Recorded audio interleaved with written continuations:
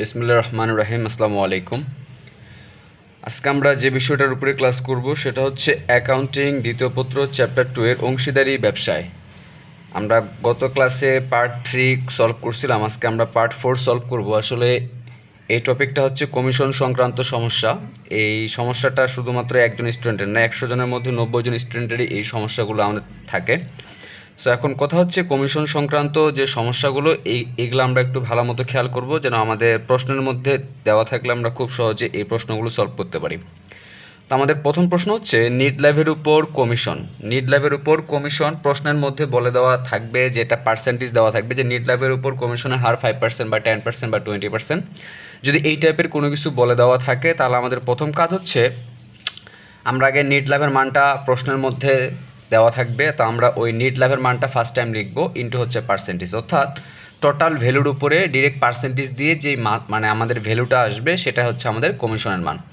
Second প্রশ্নটা হচ্ছে যে কমিশন পূর্ববর্তী বন্টনযোগ্য মুনাফা বা হচ্ছে বন্টনযোগ্য লাভের উপর কমিশন।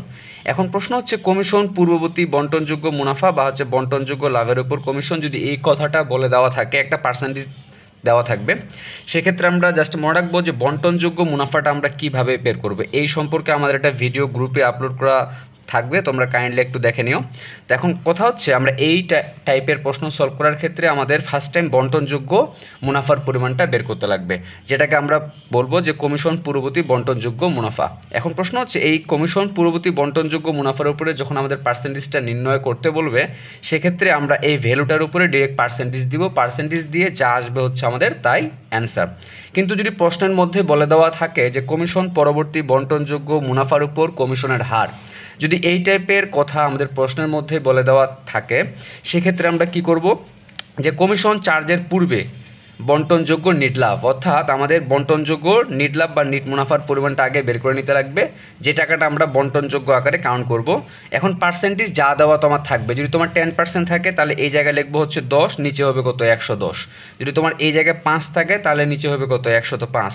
যদি এই জায়গায় 15 থাকে তাহলে লিখবো আমরা এই জায়গায় 15, এই জায়গায় হচ্ছে কত কি বলে 115।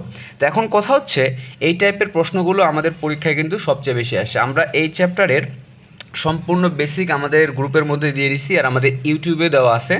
সো আমরা এই ভিডিওগুলো একটু বারবার দেখব, তারপরেও যদি কারো কোনো জায়গায় মানে বুঝতে সমস্যা হয় তোমরা একটু কাইন্ডলি আমাকে কমেন্ট বক্সে বা হচ্ছে আমাদের হোয়াটসঅ্যাপ নাম্বার দেওয়া থাকবে, তোমরা এই নাম্বারে যোগাযোগ করতে পারো। আর তোমরা এই ম্যাথগুলো একটু বেশি বেশি করে প্র্যাকটিস করবে, যদি কোনো কারণে বোর্ডের প্রশ্ন কঠিন হয়ে যায় তাহলে সেক্ষেত্রে এই প্রশ্নগুলো দিতে পারে। সো আমরা কমিশন সংক্রান্ত সমস্যাগুলো একটু ভালো মতো সলভ করব, কারো কোনো জায়গায় প্রবলেম থাকলে আমাকে কাইন্ডলি একটু জানাবা। সো আজকে কমিশন সংক্রান্ত সমস্যার যে টপিকটা আলোচনা করা হলো তোমরা এটা একটু বাসায় ভালো মতো দেখবা এবং তারপরে ম্যাথ করা শুরু করবা, ঠিক আছে? সো আজকে এই পর্যন্তই। প্রত্যেকে ভালো থাকো, নেক্সট ক্লাসে আবার দেখা হবে ইনশাআল্লাহ।